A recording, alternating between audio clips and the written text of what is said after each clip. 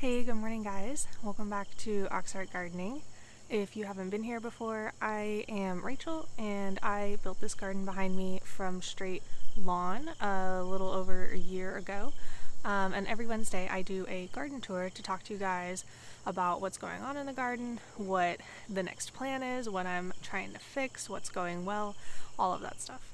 And often what ends up happening is I tell you that there's a bunch of things that I want to do, and then I, week after week, tell you how I haven't had the time to do them yet, except sometimes I do actually get around to them because I am actually taking care of this garden somehow.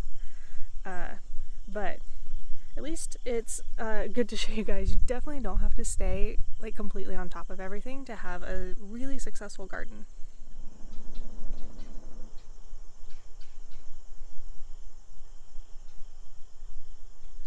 So last week I was talking about how it's time for these tomatoes to come out imminently, and between not having time and also having these pole beans still be intertwined with the tomatoes, I decided to wait just a little bit longer on these.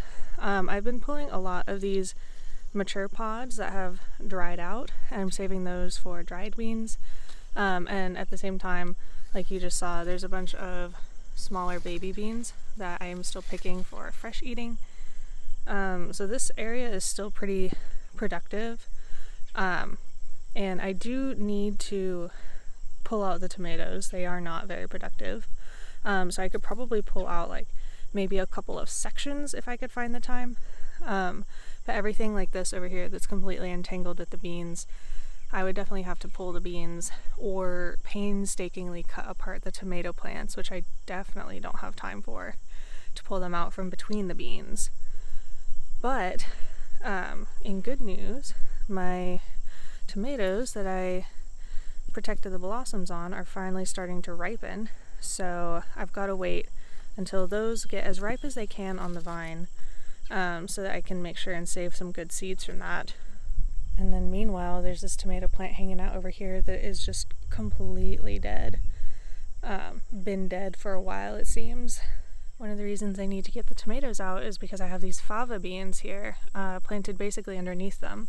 And they need to have a little bit more room, a little bit more sunlight. But I'm thinking I might end up having to replant a whole lot of them because, well, these ones down here look really good. I don't see a lot of them along the rest of the row. So either they got choked out and I didn't notice, or they just died for some reason or didn't sprout. But I do have trouble seeing any kind of along in this area here. And maybe you noticed that this area is starting to look slightly more clear. There was corn here that I have pulled out. It was completely dry, completely done. And then here at the front, the basil is starting to look sparse. I haven't had the time to make a last batch of pesto from this, and I think that might mean that I've forfeited this basil, because I don't know how well it comes through on camera, but this basil does not look nearly as healthy as it did. It was much greener. It's kind of yellowish now, and you can see some of these leaves are getting this brownish rust look to them. And I think that this is just because the plant is unhappy with the cold evenings we've had. It has been getting down into the 40s at night, which is not enough to kill the plant or give it actual frost damage, but for a heat-loving plant like basil, it definitely makes it super unhappy. So I think that that is why these plants look the way they do, and why I probably have forfeited my final harvest of basil. Except this purple basil, which never really flowered in the heat, also looks amazing compared to the other basil after the cool weather. Just another reason to grow this absolutely lovely variety. When I came in to take out the corn, I came in with my loppers and lopped it off. I probably can come back and lop this off a little lower, but at the time this was as close as I could get my loppers. And I'm going to leave these in place. I'm going to let them decompose in place. I'm going to try and disturb the soil structure as little as possible because I am practicing no-dig, no-till gardening, which if you haven't heard of before, you can go check out Charles Dowding, who will talk about it forever and is really good at it. I don't know if he he probably didn't invent it, but he is definitely like one of the voices who talks about it online and introduces new people to the idea. Alright, so back here in the pepper jungle, because I moved the corn, I can actually like walk up to it, and I pulled out a couple of pepper plants that were in here that were kind of choked out and mostly dead. And all of this can come out pretty soon. As you see, there's a couple peppers still ripening, so I'd like to wait until those get to be a nice ripeness. And then there will be a lot of like smaller green peppers on these plants that I will definitely just have to pull green and forfeit their ripening, because the ripening takes a while. And while it, like you can see maybe back here, there's this large beautiful green pepper. If I waited for that to ripen, it would be an amazing sweet pepper. But the trade-off with the time that it would take to get that pepper versus the time that other stuff could be in the ground here growing is not worth keeping these plants around too much longer. These ones that are half turned only need like a few more days, so that one is worth it. But the green one that hasn't even started turning yet, definitely not worth waiting on that one. Also, now that the corn is gone, you can see my ginger all by itself. You can see that all of this is ginger, and it is looking fantastic. If we come down here and kind of move the leaves out of the way, you can see these rhizomes kind of poking up. Everything looks really healthy. It looks vigorous. You can see there's still more sprouts coming up right over there. So I now have to decide when to harvest this, because it still looks pretty happy. And I think in its native habitat it would flower, but I don't think it'll flower here. So it's going to be kind of hard to say when the best time to harvest this is. The nasturtium seems to be handling the cold quite nicely. It's still looking absolutely gorgeous. And, you know, one of those things, if I have the time, I definitely need to come through and pull a bunch of it for an herbal remedy that I want to try. But stuff like this usually ends up at the bottom of the list, because like getting stuff planted, getting stuff taken out, that's always kind of a priority. And of course getting produce put up, and maybe this could go in the category of produce getting put up, but the herbal remedy is just for dandruff, so that's not really high on the list, as opposed to I grew this tomato and now I have to do something with it, otherwise it's gonna rot. So I've got some lettuce starts, and I think in the area where the corn was, I'm gonna start plugging in those starts that look like they're ready to go in. And the eggplant, actually, it's probably also getting about time to come out, but it has quite a few of these half-formed fruits on it. And an eggplant fruit doesn't take too long to go from this to harvestable, so I think I can wait for this final fresh flush of fruit to mature before pulling these plants out. They don't really seem to have taken much cold damage either, which is really nice. Oh yeah, there's a big one back there. Back here is where I pulled out sweet potatoes last week. It is looking quite clear now, except for the eggplants that fell over there. And this area over here, where I planted some root vegetables, is also still looking pretty bare, except for the potatoes that sprouted when I didn't realize they were going to sprout. We had a hurricane come through South Carolina last weekend, and I was really expecting a lot of rain from that, so I didn't water the garden, prepping for like 5 inches of rain, right? And then I'm so far inland, I actually ended up on the edge of the hurricane spinout, and we got maybe half an inch, not even really, barely any rain compared to what I was expecting. And so my carrot patch definitely did not get the water that it needed, and since then I haven't come out here and watered it. And so there's like, I don't know, 4 or 5 carrots here. I have some more seeds that I am like about ready to plant as soon as there's this list of stuff, right? There is pull out stuff, there is spread the new mulch in the garden once stuff is pulled out, And then there is plant the new stuff, because you don't want to be like stomping around in your boots with your wheelbarrow right after you've just planted a bunch of new stuff.